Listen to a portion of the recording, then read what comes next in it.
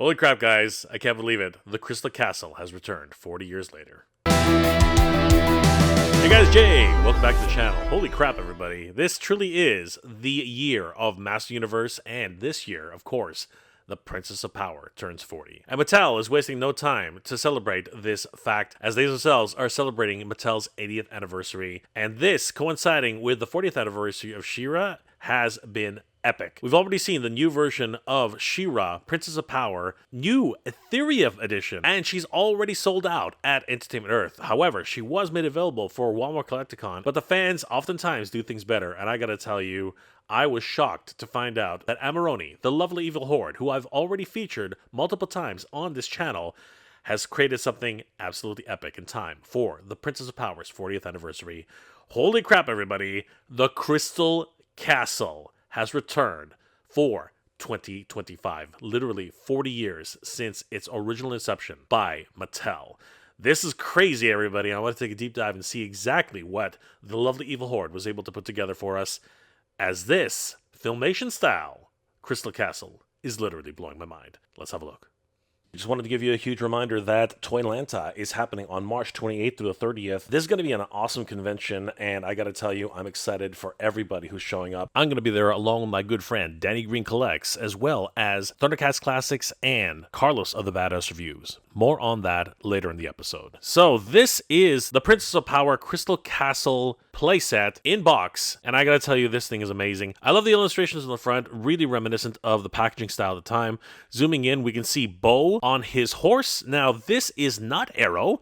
This is another horse entirely, as it has wings. I don't know which horse this actually is. Somebody in the comment section will definitely enlighten us as to which of the horses this is. Bo looks pretty cool here. Moving down further, we can see Cowl in his original colors, as well as the playset in its original closed state, as well as its open state, with kids playing with the action figures themselves. Moving to the right, we see the Princess of Power herself, She-Ra, along with Swiftwind. I've been waiting for Swift for a long time for Masterverse. What's going on, guys? Even if he's pink, I don't care. I still want him. She looks awesome here.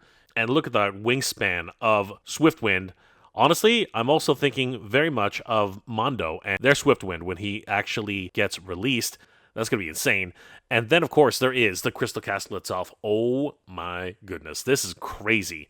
I love the whole look of the Crystal Castle. It's very different from the way it looks in Filmation, but still has a presence all of its own. This is incredible. Moving on to the other sides, very much in the style of Mattel, it has a illustrative drawing on the back, illustrating all of the play features. We can see the castle here, laid out, completely open with all of its play features. The Crystal Throne goes up and down. Secret passageway, noted right here in the back.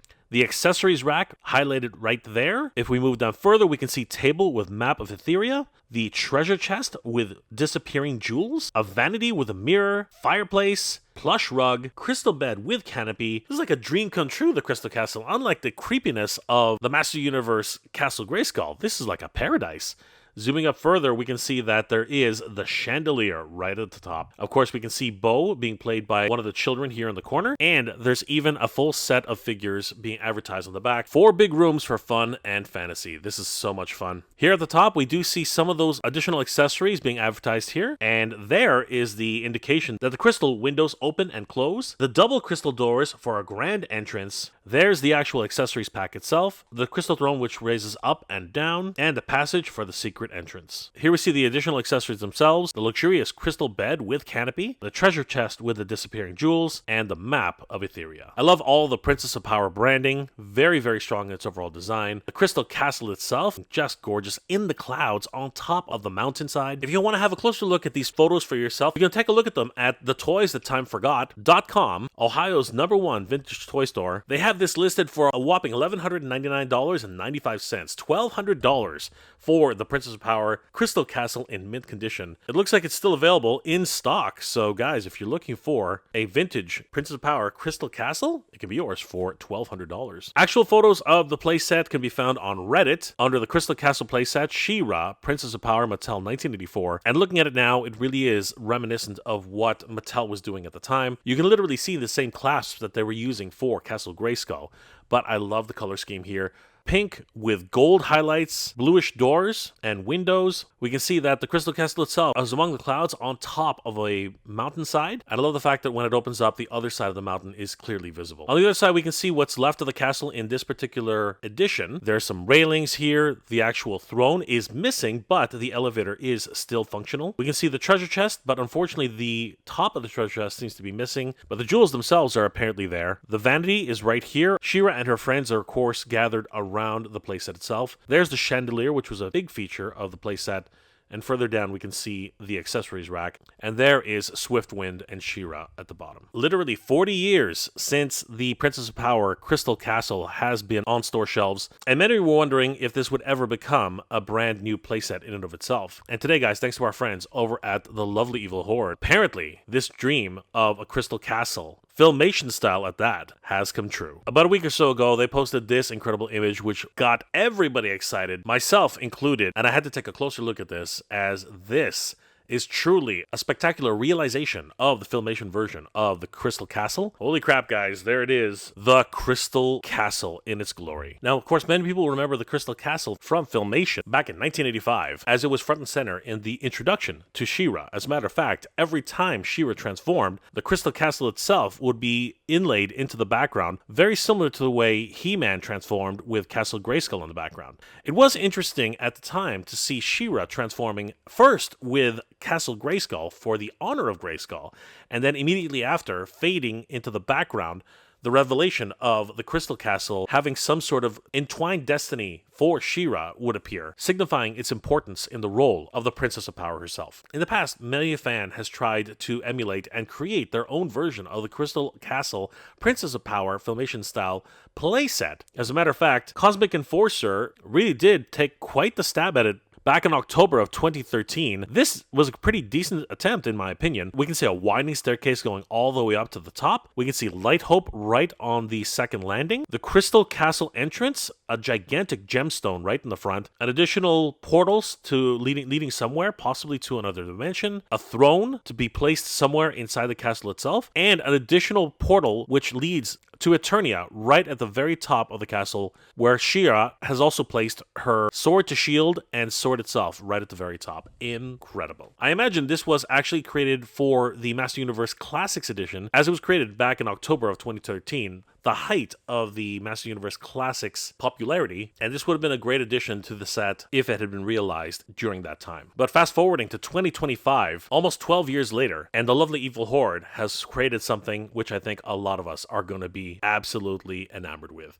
Taking a closer look at the structure itself, it is incredible how the Lovely Evil Horde has been able to reproduce the Crystal Castle in all of its glory. The structure itself, with its organic shapes crisscrossing in this wonderful pattern, really does harken back to the original design. The singular spire reaching all the way to the top, moving down into this massive ruby crystal, is just stunning. The wings themselves, very reminiscent of the Princess of Power and her tiara, and of course, moving down to the base, those organic structures continue to spire all around, creating this beautiful dance, just mesmerizing in its overall design. And of course, if we pan back, we can see the entire structure laid out in its full glory, and this is absolutely stunning. I believe the Lovely Evil Horde has taken inspiration from other designers who over the years have added the final touches to the spire at the top, as I can only ever remember only showing the main portion of the castle itself. Over the years, artists have actually gone all the way up to the top of the spire and added 2 additional crystals, a main body base, as well as a final crowning at the top. The Lovely Evil Horde looks like they've taken this and dialed it up to 11, recreating this wonderful visage into 3D, and it looks absolutely gorgeous. We can see that wonderful spire right at the top with the crown affixed to another ruby crystal right at the very top. Moving down further, we do see that tower, with the tip of the tower being cradled inside of this wonderful ornament, literally crowning it right at the top, itself being embraced by these wonderful designs of sweeping motions, and another massive ruby crystal embedded right in the front of this. On both sides, from the front and the back, we can see that the tower itself has a massive shaft which leads all the way down to the base, and I really do appreciate that we can see both the front and the back designs as this could not have been easy to make, and is a wonderful testament to the design aesthetics created from Filmation back in 1985. Moving down further, it's fascinating to see that on the inner portion of the castle, it appears that the base of the shaft is actually projecting what I believe to be Light Hope himself. This translucent material here, representing Light Hope, is able to be illuminated from the base, and we can see the rock-line structures, very reminiscent to how he appeared in the original cartoon, with crystalline structures laid across the floor, and this wonderful ornate base emanating the light from below. This gives an added feature of being able to illuminate this purplish light, which is reflecting off of the stone structures and being cradled by the crystal castle all around it. And if we look once again at the base of the shaft, we can see that this has also been adorned with multiple crystals at the top. Incredible. Focusing back again on the front of the castle itself, we can see that the master crystal, this gigantic ruby in the center, is embedded within the main structure of the castle, surrounded by these wing-like designs and accumulating at the base of this rock structure, which represents the very top of the mountain which Adora had to climb to prove her valor. It will be a hollow piece for the light effect, and of course, zooming in, we can see the size relationship between He-Man from Master Universe Origins, Light Hope of course being massive in its overall design, and from the top-down view, we can actually see that Light Hope is emanating from this circular structure at the bottom, with a star-like pattern emanating from the sides, and the light indicated here where the LEDs will be placed so that the light can emanate from the bottom. We can even see some of the additional details of the rock structures which will create the base. The playset itself is constructed from 23 individual pieces. It's always fun to take a look at these exploded views and how they will actually be put together. The crystal castle itself stands a whopping 91 centimeters or 36 inches tall,